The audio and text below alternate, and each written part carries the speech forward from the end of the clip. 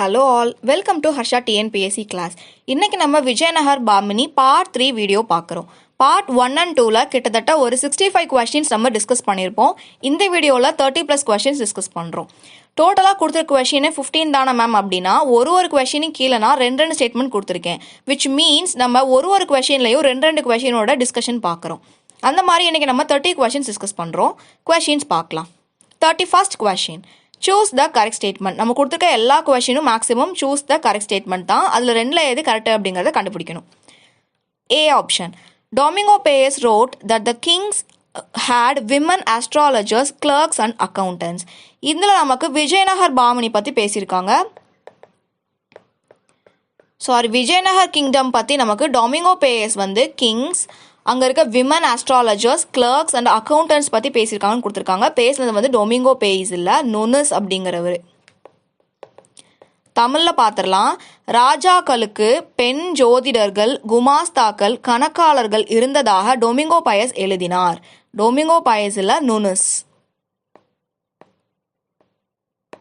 Nunez அப்படிங்கிறவர் தான் எழுதியிருப்பாரு. ராஜாக்களுக்கு பெண்கள் ஜோதிடர்களாக இருந்திருக்காங்க, குமாஸ்தாக்கள் இருந்திருக்காங்க, கணக்காளர்கள் வந்து இருந்தாங்க அப்படிங்கிற நியூஸை நமக்கு கொடுக்குறவர் வந்து நுனஸ். செகண்டு, இந்த விஜயநகர் கிங்டமில் நமக்கு சைல்டு மேரேஜ் இருந்திருக்கு. ஸோ சின்ன வயசுலேயே கல்யாணம் பண்ணுறது, குழந்தை திருமணம் இருந்திருக்கு. பாலிகாமி அண்ட் சதி வேர் ப்ரிவலண்ட்.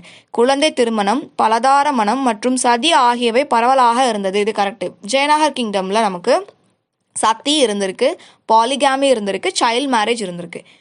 இந்த கொஸ்டினில் நம்ம நுனஸ் அப்படிங்கிறவர் விஜயநகர் கிங்டமில் ராஜாக்களுக்கு விமன் பெண்கள் வந்து ஆஸ்ட்ராலஜராக ஜோதிடர்களாக இருந்திருக்காங்க, குமாஸ்தாக்கள் கிளர்க்கு இருந்திருக்காங்க, கணக்காளர்கள் அக்கௌண்டன்ட்ஸ் இருந்திருக்காங்க. அதே மாதிரி இவங்க காலகட்டங்களில் குழந்தை திருமணம் நடைமுறையில் இருந்திருக்கு, பலதார மனம் அவங்க பண்ணியிருக்காங்க, சத்தி வந்து நடைமுறையில் இருந்திருக்கு. Next question, textiles, mining, metallurgy, perfumery and other several industries existed during Bahmani period. Bahmani காலத்தில் ஜவுளி சுரங்கம், உலோகம், வாசனை திரவியம் மற்றும் பல தொழில்கள் வந்து இருந்திருக்கு அப்படின்னு குறிப்பிட்டிருக்காங்க. இது பாமினி பீரியட்ல இருந்திருக்காது, இது நமக்கு வந்து விஜயநகரா பீரியட்ல இருந்திருக்கும்.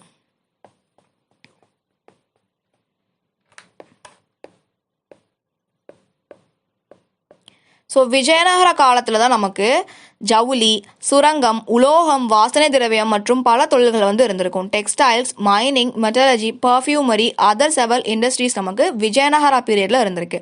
பாமினின்னு ட்விஸ்ட் பண்ணி கொடுத்தா கண்டுபிடிச்சிடணும். விஜயநகரா தான் ரொம்ப, பாமினி விட கம்பேரிட்டிவ்லி பாமினி, விஜயநகரா ரொம்ப சிறப்பாக இருந்திருக்காங்க. அடுத்தது, the Vijayanagar empire imported horse, mercury, China silk and velvet cloth. Vijayanagara பேரரசு குதிரைகள், பாதரசம், சீன பட்டு மற்றும் வெல்வெட் துணிகளை இறக்குமதி செய்தனர். இதெல்லாம் இறக்குமதி பண்ணணும் அப்படின்னா அவங்கள்ட்ட எவ்வளோ வெல்த் இருந்திருக்கு அப்படின்னு பாருங்க. அவங்க ரொம்ப ரொம்ப வெல்த்தியாக இருந்திருக்காங்க. அவங்க கையில் நிறைய கோல்டு காயின்ஸ் வந்து இருந்திருக்கு. நமக்கு தெரியும் விஜயநகரா பீரியடில் அவங்களோட கோல்டு காயின்ஸை நம்ம வராகா அப்படிங்கிற பேரில் சொல்லுவோம். அப்போ இவங்கக்கிட்ட வராகா நிறையா இருந்தனால இவங்க நிறையா பர்ச்சேசிங் பண்ணியிருக்காங்க, நிறையா இம்போர்ட் பண்ணியிருக்காங்க, இறக்குமதி பண்ணியிருக்காங்க. அதெல்லாம் என்ன அப்படிங்கிறத இங்கே கொடுத்துருக்காங்க. Horse, mercury, China silk, velvet cloth எல்லாமே இவங்க இறக்குமதி பண்ணியிருக்காங்க. நெக்ஸ்ட் கொஸ்டின் பார்க்குறோம். Vijayanagar empire exported. ஓகே, இவங்க நிறையா இம்போர்ட் பண்ணியிருக்காங்கன்னு பார்த்துட்டோம், இறக்குமதி பண்ணாங்க. என்னெல்லாம் ஏற்றுமதி பண்ணியிருக்காங்க? நம்ம நாட்டில் என்ன சிறந்து விளையுமோ அதை தானே ஏற்றுமதி பண்ண முடியும். நம்மக்கிட்ட ஸ்பைசஸ் இருந்திருக்கு, மசாலா பொருட்கள், செரல்ஸ் தானியங்கள், சில்க் பட்டு, காட்டன் பருத்தி, ஒப்பியம் அபின், பேர்ல் முத்து மற்றும் பல. விஜயநகர பேரரசு மசாலா பொருட்கள், தானியங்கள், பட்டு, பருத்தி, அபின், முத்து மற்றும் பிறவற்றை வந்து ஏற்றுமதி பண்ணியிருக்காங்க. Vijayanagar empire exported spices, cereals, silk, cotton, ஒப்பியம், pearls and others. ஒரே டைம்லையே உங்களுக்கு இது அண்டர்ஸ்டாண்ட் ஆகணும் அண்ட் பெர்மனண்ட்டாக மைண்டில் ஸ்டோர் ஆகணும் அப்படிங்கிறதுக்காக தான் திருப்பி ஒரே கொஸ்டின் சொல்லிட்டு இருக்கேன். ஒரே டைமில் சொல்லிட்டு போங்க அப்படின்னா அது வந்து உங்களுக்கும் யூஸ் இல்லை, எனக்கும் யூஸ் இல்லை. ஸோ நம்ம என்ன பண்ணணும், இந்த எனக்கு யூஸ் இல்லைன்னு சொல்கிறது, இந்த வீடியோ மேக் பண்ணுறதே உங்களுக்கு அண்டர்ஸ்டாண்ட் ஆகணும். நம்ம வீடியோ பார்த்துட்டு போகிறவங்க வந்து இங்கே நம்ம பார்த்துருக்கோமே இதை ஹர்ஷா டிஎன்பிஎஸ்சியில் அப்படின்னு சொல்லி நீங்கள் டக்குன்னு ஸ்கோர் பண்ணணும் ஆன்சர். அதுக்காக தான் திருப்பி சொல்கிறோம். ஓகே, நல்லா லிசன் பண்ணுங்கள். ஒரே டைமில் உங்களுக்கு வந்து இது புரிஞ்சிடும். என்னெல்லாம் இம்போர்ட் பண்ணாங்க, என்ன எக்ஸ்போர்ட் பண்ணாங்க, அவங்க பீரியட் என்ன நடந்திருக்குங்கிறது ஒரே டைம் கவனித்து பார்த்தீங்க அப்படின்னா பெர்மனண்ட்டாக உங்களுக்கு மைண்டில் இது ஃபிக்ஸ் ஆயிரும். Next, Hazara Temple, Vitala Swami Temple was built during Bahmini period. Hazara கோயில் மற்றும் விட்டலா சாமி கோயில் பாமினி காலத்தில் கட்டப்பட்டன. பாமினி காலத்தில் கட்டியிருக்க மாட்டாங்க, விஜயநகரா பீரியட்ல கட்டியிருப்பாங்க.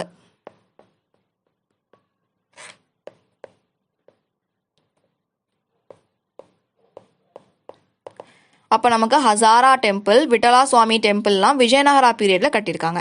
ஹசாரா கோவில் மற்றும் விட்டலா சுவாமி கோயில் விஜயநகரா காலத்தில் கட்டப்பட்டன. நெக்ஸ்ட் கொஸ்டின் பார்க்குறோம். The bronze image of Krishnadevaraya is a masterpiece. கிருஷ்ணதேவராயாவின் வெங்கல படம் ஒரு தலை சிறந்த சிறப்பு. வெங்கல படம் மாஸ்டர் பீஸ். இவங்க வந்து பெயிண்டிங்கை பற்றி இந்த இடத்துல கொடுத்துருக்காங்க. அவரோட காப்பர் பெயிண்டிங், பிரான்ஸ் இமேஜ், வெங்கல படம்னா தமிழில் இருக்கு, சிறந்த படைப்பு, பிரான்ஸ் இமேஜ். நெக்ஸ்ட் கொஸ்டின் பார்க்குறோம். The bronze image of Krishnadevaraya is a master piece.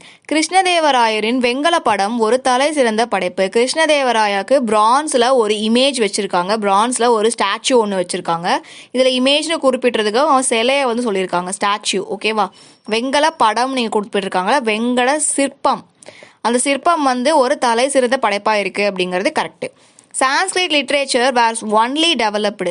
நல்லா யோசிச்சு பாருங்க, ஒரு காலகட்டத்தில் ஒரு பீரியட் இருக்குது, ஒரு காலம் இருக்குன்னா அவங்க எல்லா துறைகள்லையும் சிறந்து விளங்கின ஒருத்தங்களா இருக்காங்கன்னா அவங்க பல மொழி பயன்பாட்டை பண்ணியிருப்பாங்க. அப்போ இந்த இடத்துல சான்ஸ்கிரிட் லிட்ரேச்சர் மட்டும்தான் அப்படின்னு கொடுத்துருக்காங்க, இது தப்பு.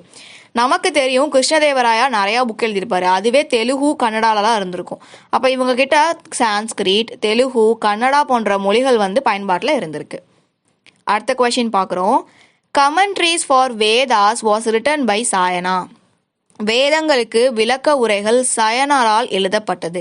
இந்த சயனர் அப்படிங்கிறது என்ன பண்ணியிருக்காரு, நமக்கு வேதங்களுக்கு நிறையா உரைகள் வந்து எழுதியிருக்காரு. இந்த statement correct. Krishnadevaraya wrote Amuktamalyada in Sanskrit and Usha Parinayam Jambavati Kalyanam in Telugu. Krishnadevaraya சமஸ்கிருதத்தில் அமுக்த மால்யாவையும் தெலுங்கில் உஷா பரிணயம் மற்றும் ஜாம்பவதி கல்யாணத்தையும் எழுதினார். இதை அப்படியே மாற்றி கொடுத்துருக்காங்க. அமுக்த மால்யதா அப்படிங்கிறது ஒரு தெலுங்கு லிட்ரேச்சர், ஜாம்பவதி கல்யாணம், உஷா பரிணயம் அப்படிங்கிறது ஒரு சான்ஸ்கிரிட் லிட்ரேச்சர். இப்போ எழுதிக்கோங்க, சமஸ்கிருதம் வந்து நமக்கு இந்த உஷா பரிணயம் ஜாம்பவதி அப்படிங்கிறத சமஸ்கிருதத்தில் உஷா பரிணயத்தையும் ஜாம்பவதி கல்யாணத்தையும் எழுதியிருப்பாரு.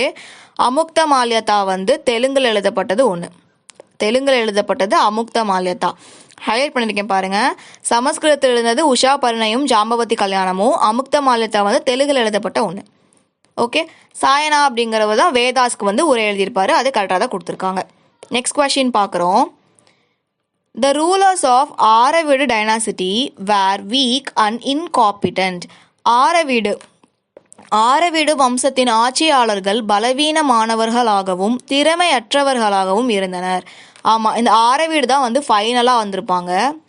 ஆரவீடு வம்சம் தான் நமக்கு வந்து விஜயநகர் வம்சத்தில் கடைசியாக தோன்றிட மரபு யார் அப்படின்னா ஆரவீடு. இவங்க வந்து ரொம்ப வீக்காக, பலவீனமாகவும் இன்காம்பிடன்ட், திறமை இல்லாதவங்களாகவும் இருந்தாங்க அப்படிங்கிறது correct. In many province governors become depend. இவங்க இப்படி இருக்காங்க அப்படின்னா கவர்னர் எப்படி டிபெண்ட்டாக இருக்க முடியும்? இதில் வந்து என்ன சொல்கிறாங்கன்னா, வேறு ஆட்சியாளர்கள் உள்ளே பூந்து சண்டை போட்டு அவங்க வந்து இதை எடுத்துப்பாங்க, இவங்க ஆட்சிகளில் எடுத்துப்பாங்க. அதை தான் மெனி ப்ராவின்ஸ் கவர்னர்ஸ் வந்து பிகம் டிபெண்ட் கொடுத்துருக்காங்க. டிபெண்ட் இல்லை, இண்டிபெண்ட்.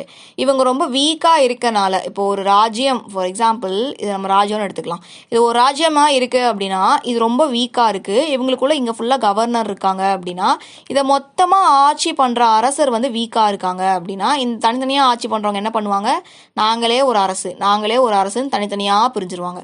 அப்போ இவங்க என்ன பண்ணிடுறாங்க, இண்டிபெண்ட் ஆயிடுறாங்க. வீக்காக, இந்த மொத்த அரசும் வீக்காக இருக்கனால இவங்களுக்கு கீழே இந்த அரசுகள் இல்லாமல் தனித்தனியாக நாங்கள் ஒரு அரசு, நாங்கள் தனியாக ஒரு அரசு அப்படின்னு பிரிஞ்சிடுறாங்க. அதுதான் வந்து இண்டிபெண்ட். ஆரவீடு வம்சத்தின் ஆட்சியாளர்கள் பலவீனமாகவும் திறமை இல்லாதவங்களாகவும் இருந்தனால பல மாகாணங்களை சேர்ந்த கவர்னர் என்ன பண்ணிடுறாங்க, அவங்கள சார்ந்து இல்லை, அவங்க வந்து சுய ஆட்சி அவங்க ஸ்டார்ட் பண்ணிடுறாங்க. தனியாக அவங்களே நாங்கள் தனியாக ஒரு மரபு இல்லை தனியாக நாங்கள் வந்து பண்ணிகிட்ருக்கோம் அப்படின்னு அவங்க ஸ்டார்ட் பண்ணிடுறாங்க. செகண்ட் கொஷின் தப்பாக இருக்குது, அவங்க இண்டிபெண்ட் ஆயிடுறாங்க. அடுத்த கொஷின் பார்க்குறோம். The Bahmani kingdom was the most powerful Muslim kingdom. Correct. Muslim கிங்டம்லேயே மோஸ்ட் பவர்ஃபுல்லாக இருந்தது வந்து பாமினி கிங்டம் தான். இதோட ஃபவுண்டர் யாருன்னா முகமது ஷா 1 கொடுத்துருக்காங்க. முகமது ஷா 1 கிடையாது, பாமன் ஷா. ஹசன் கங்கு பாமன் ஷா அப்படிங்கிறவர் தான் வந்து இதோட ஃபவுண்டராக இருந்திருப்பார். அப்போ முகமது ஷாங்கிற தப்பு, பாமன் ஷா அப்படிங்கிறது தான் கரெக்டு. இவங்க தான் மோஸ்ட் பவர்ஃபுல் முஸ்லீம் கிங்டமாக இருந்திருக்காங்க. மோஸ்ட் பவர்ஃபுல் முஸ்லீம் கிங்டமாக இருந்திருக்காங்க. நெக்ஸ்ட் கொஸ்டின் பார்க்குறோம். Bahman Shah was the Turkish officer of Devagiri. Bahman Shah தேவகிரியின் துருக்கிய அதிகாரி. ஆமாம், தேவகிரியோட துருக்கிய அதிகாரியாக இருந்தது Bahman Shah. In the year of 1345, he established the independence of Bahmani kingdom. இந்த இயர் தப்பாக கொடுத்துருக்காங்க. 1347 தான் இவர் பாமினி அப்படிங்கிற ஒரு பேரரசை இண்டிபெண்ட் அப்படின்னு அறிவிப்பார். இந்த இயர் ஆஃப் 1347 1347 அவர் சுதந்திர பாமினி அரசை நிறுவினார். பாமினி அப்படிங்கிற ஒரு சுதந்திர அரசை அவர் 1347 வந்து நிறுவியிருக்காரு. இதை வந்து நோட் பண்ணிக்கோங்க. சில இடங்களில் இந்த இயர் வந்து 1346ன்னு கொடுத்துருக்கலாம், இல்லை 1348ன்னு கொடுத்துருக்கலாம். தமிழ்நாடு மொத்தமே ஒரே சோர்ஸில் படிக்கக்கூடிய ஒன்று ஸ்கூல் புக்கு. அப்போ ஸ்கூல் புக்கில் என்ன இயர் கொடுத்துருக்காங்களோ அதுதான் நீங்கள் ஃபஸ்ட்டு ஃபோக்கஸ் பண்ணணும். அதை தாண்டி நீங்கள் வந்து மெட்டீரியல் படிக்கலாம், ப்ரைவேட் மெட்டீரியல்ஸ் படிக்கலாம். பட் இயர் வந்து 1 or 2 நம்பர்ஸில் டிஃப்ரென்ஸ் ஆகும். அதில் நீங்கள் கன்ஃபியூஸ் ஆகவே கூடாது. ஸ்கூல் புக்கில் என்ன இருக்கோ அதான் மேண்டட்ரி. அதை தாண்டி ஸ்கூல் புக்கில் இல்லாமல் வேற ஒரு இயர் கொடுத்துருக்காங்க அப்படின்னா இந்த நம்பருக்கு, இந்த 1347 நம்பருக்கு எந்த நம்பர் க்ளோஸராக இருக்கோ, 46ஓ 48ஓ எது க்ளோஸராக இருக்கோ அதை தான் ஆப்ஷனில் நம்ம சூஸ் பண்ணணும் ஆன்சராக. விச் இன் கேஸ் புக்கில் இருக்கிறது இல்லை அப்படின்னா மட்டும்தான் இந்த ஒரு எக்ஸப்ஷனை நம்ம கையில் எடுக்கணும். இல்லைனா புக்கில் இருக்க சோர்ஸ் தான் வந்து மேண்டட்ரி அண்ட் அதை தான் நீங்கள் வந்து யூஸ் பண்ணணும். நான் சோர்ஸில் படித்தேன், நான் ப்ரைவேட் அகாடமியில் படித்தேன், இல்லை நான் கூகுளில் டாக்குமெண்ட் எடுத்து படித்தேன், அதில் இந்த இயர் தான் இருந்துச்சு அப்படின்னு போட்டு வச்சிங்க அப்படின்னா அதை அவங்க சோர்ஸுக்கு எடுத்துக்க மாட்டாங்க. ஆன்சர் கீழே அது இருக்காது. ஸோ படிக்கிறவங்க ஃப்ரெஷர்ஸாக இருக்கீங்க அப்படின்னா ப்ளீஸ் புரிஞ்சுக்கோங்க, ஸ்கூல் புக் தான் நீங்கள் ஃபஸ்ட்டு ஃபோக்கஸ் பண்ணணும். What ever the data given இந்த புக் அது தப்பாக இருந்தாலுமே அதுதான் ஃபஸ்ட்டு நீங்கள் எடுக்கணும். கூகுளில் தேடி பார்க்குறீங்க, வேறு ஆன்சர் வருது அப்படின்னா அதையும் தெரிஞ்சுக்கோங்க. ஆப்ஷனில் ஸ்கூல் புக்கில் இருக்கிறது இல்லை அப்படின்னா மட்டும்தான் நம்ம வந்து அவுட் சோர்ஸுக்கு போகணும். இது ரொம்ப ரொம்ப இம்பார்ட்டன்ட் ஃபார் ஃப்ரெஷர்ஸ், அதான் ஸ்ட்ரெஸ் பண்ணி நான் சொல்கிறேன். Next question, his kingdom. இந்த இடத்துல ஹிஸ் அப்படிங்கிறது பாமன் ஷாவோட கிங்டம் பற்றி பேசியிருக்காங்க. ஏன்னா அவர் தானே ஃபவுண்ட் பண்ணியிருக்காரு. அப்போ எங்கேருந்து எங்கே அவரோட கிங்டம் இருக்குது அப்படிங்கிறத பார்த்துடலாம். பாமன் ஷாவோட kingdom stretched from the Arabian sea bay of Bengal. இந்த பக்கம் நமக்கு தெரியும் இந்தியா அப்படி இருக்காங்க அப்படின்னா அரேபியன் சி இங்கே இருக்குது, பே ஆஃப் பெங்கால் இந்த பக்கம் இருக்கும். ஸோ அவரோட ராஜ்யம் வந்து அரேபியன் சீலேருந்து பே ஆஃப் பெங்கால் வரைக்கும் நீண்டு இருந்திருக்கு, அவ்வளோ பெருசாக ஸ்ட்ரெச் ஆயிருக்கு. அவரது பாமன் ஷா ராஜ்யம் அரபிக்கடலில் இருந்து வங்காள விரிகுடா வரை பறந்து விரிந்தது. தக்காணம் முழுவதையும் உள்ளடக்கி கிருஷ்ணா நதி வரை அதன் தலைநகராக பீதார் இருந்தது. ஸோ கொஷின் ஃபுல்லாக கம்ப்ளீட் பண்ணல. It included the whole of Deccan. டெக்கான்ங்கிறது நமக்கு தெரியும் இந்தியாவில் இதான் டெக்கான் அப்படிங்கிறது நடுவில் இருக்க ஒன்று. ஸோ தக்காணத்துலேயும் அவர் இருந்திருக்கு. அங்கே அவர் ரிவர் கிருஷ்ணாவில் அவர் ஃபஸ்ட்டு ஒரு கேபிட்டல் உருவாக்குறாங்க, ஒரு தலைநகர் உருவாக்குறாங்க அப்படின்னா நதிக்கரை ஓரமாக உருவாக்குவாங்க. இவங்க என்ன நதிக்கரையில் உருவாக்கியிருக்காங்க அப்படின்னா கிருஷ்ணா அப்படிங்கிற நதிக்கரையில் உருவாக்கியிருக்காங்க. அதோட பேர், அதோட கேபிட்டலாக என்ன இருந்திருக்குன்னா பிதார் அப்படின்னு கொடுத்துருக்காங்க. பிதாருங்கிற தப்பு. ஃபஸ்ட்டு பாமன் ஷா நமக்கு குல்பர்கா அப்படிங்கிற இடத்த தான் கேபிட்டலாக அறிவிப்பார். அப்போ இந்த இடத்துல நமக்கு பிதாருங்கிற தப்பு, குல்பர்கா அப்படிங்கிற பிளேஸை தான் அவர் தலைநகராக அறிவிக்கிறாரு. எந்த நதிக்கரை ஓரமாக? கிருஷ்ணா நதிக்கரை ஓரமாக தக்காணம் முழுவதும் பரவி இருக்காங்க. அரேபிக் கடல்லேருந்து பே ஆஃப் பெங்கால் வரைக்கும் பரவி இருக்காங்க. அடுத்தது Muhammad Shah I was the next ruler of the Bahmani kingdom. இது கரெக்ட் நமக்கு. முகமது ஷா தான் என்ன ஆகுறாரு, பாமன் ஷாக்கு அடுத்து, ஹசன் கங்கு பாமன் ஷாக்கு அடுத்து வர அரசர் வந்து முகமது ஷா I. அடுத்த question, Muhammad Shah I was an able general and administrator. Muhammad Shah I ஒரு தலை சிறந்த தளபதி மற்றும் நிர்வாகி. கரெக்ட், இவர் ஒரு தலை சிறந்த தளபதியாக நிர்வாகியாக இருந்திருக்காரு. Muhammad Shah I defeated Kapaya Nayak of Warangal அந்த Vijayanagar ruler Harihara I. Muhammad Shah I வாராங்கல்ல கப்பையா நாயக்கர்களையும் விஜயநகர ஆட்சியாளரான ஹரிஹரா I தோக்கடிச்சிருக்காரு அப்படின்னு குறிப்பிட்டிருக்காங்க. ஹரிஹரா I வந்து தோக்கடிச்சிருக்க மாட்டாரு, புக்கா I தோக்கடிச்சிருப்பாரு. அப்போ முகமது ஷா I வந்து கப்பையா நாயக் ஆஃப் வாராங்கலை தோக்கடிச்சாருங்கிறது கரெக்டு. அதே மாதிரி விஜயநகராவை சேர்ந்த புக்கா I தோக்கடிச்சிருப்பாரு. ஹரிஹரா வந்து ஃபஸ்ட்டு வந்திருப்பாரு விஜயநகரில், புக்கா வந்து செகண்ட் வந்திருப்பாரு. ஹரிஹரா I புக்கா I அப்படின்லாம் இருப்பாங்க. ஸோ நமக்கு முகமது ஷா I டிஃபீட் பண்ணது புக்கா I. இந்த ஸ்டேட்மெண்ட் தப்பாக இருக்குது, நோட் பண்ணிக்கோங்க. ஹரிஹரா I கிடையாது, புக்கா I. Muhammad Shah I தோக்கடிச்சிருக்காரு. Next question. Muhammad Shah II was a peace lover and developed friendly relation with the neighbors. Mohammed Shah II வந்து அமைதியை விரும்புகிற ஒருத்தர். அவர் வந்து நிறையா பேர்கிட்ட ஃப்ரெண்ட்லி ரிலேஷன்ஷிப் வச்சுருந்துருக்காரு. முகமது ஷா II அமைதியை விரும்புவர் மற்றும் அவரது அண்டைய நாடுகளுடன் நட்புறவு வைத்து கொண்டார். Mohammed Shah I built many mosques, madrasas, a place of learning and hospitals. இந்த இடத்துல வந்து நமக்கு முகமது ஷா I கிடையாது, இது முகமது ஷா II. இவர் என்ன பண்ணியிருக்காரு, நிறையா இடங்களில் மசூதிகள் கட்டியிருக்காரு. மசூதிகள், மதராசாக்கள். இந்த மதராசா அப்படிங்கிறது முஸ்லீம்கள் கல்வி கற்கிற இடம், கற்றல் இடம் தான் மதராசா. மற்றும் மருத்துவமனைகளை வந்து கட்டியிருக்காரு. ஸோ நமக்கு வந்து முகமது ஷா II தான் என்ன பண்ணியிருக்காரு, நிறையா மசூதிகள், மதராசா, ஹாஸ்பிட்டல் கட்டியிருக்காரு. அவர் ஒரு பீஸ் லவராக இருக்கார் and develop friendly relations with his neighbour. Next question பார்க்குறோம்.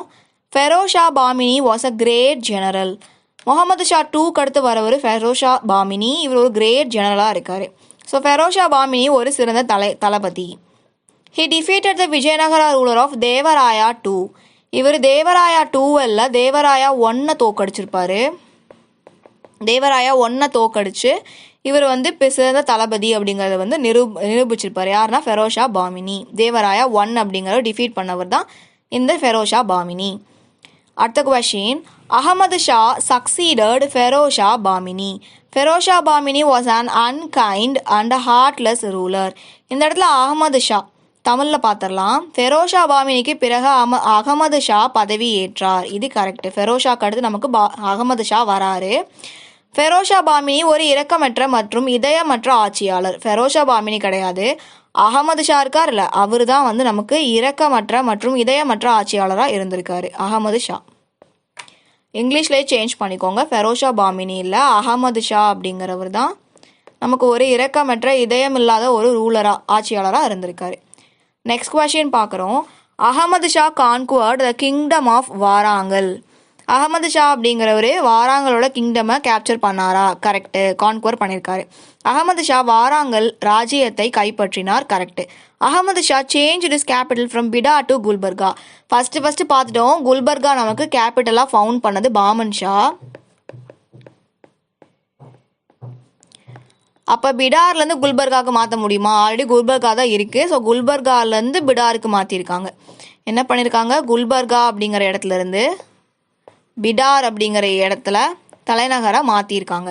அகமது ஷா தனது தலைநகரை குல்பர்காவிலிருந்து எரேஸ் பண்ணிட்டு எழுதிக்கலாம்.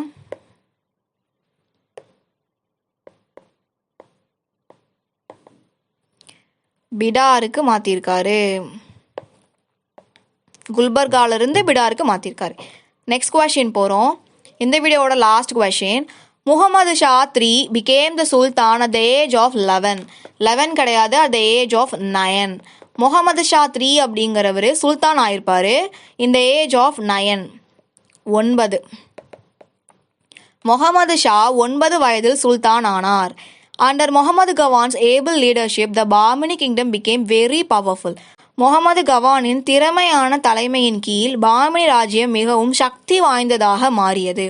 த greatest ruler of Bahmani kingdom அப்படின்னா அது Muhammad Gawan. He is the greatest one in Bahmani kingdom. So அவரோட லீடர்ஷிப்பில் தான் என்ன இருக்குது, ரொம்ப பவர்ஃபுல்லாக இருக்குது. Because he is the greatest ruler. இதை வந்து நோட் பண்ணிக்கோங்க. Greatest ruler of Bahmani kingdom அப்படின்னா அது முகமது கவான். அவரோட ஆட்சியில் என்ன இருக்குது, சக்தி வாய்ந்ததாக வந்து பாமினி கிங்டம் மாறி இருக்கு.